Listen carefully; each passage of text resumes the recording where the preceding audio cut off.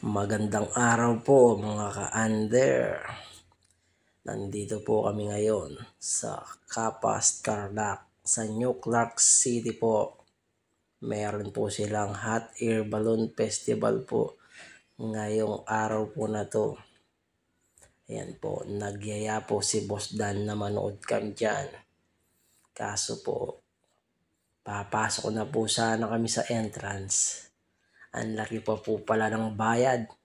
1,500 po. Kaya po ang ginawa namin, naupo na lang po kami at hintayin na lang po namin lumipad yung mga balloon po. Kala namin po kami lang. Marami po pala kami. Ang aga pa naman po namin umalis dyan. 5 AM po umalis na po kami. Para po sana makauna kami sa pwesto. Ang akala namin, kagaya po ng dito sa Clark, sa Pampanga, hindi po pala, may entrance po dito sa New Clark City. Shoutout po dyan kay Bapang Marlon, hindi po nakasama ngayon.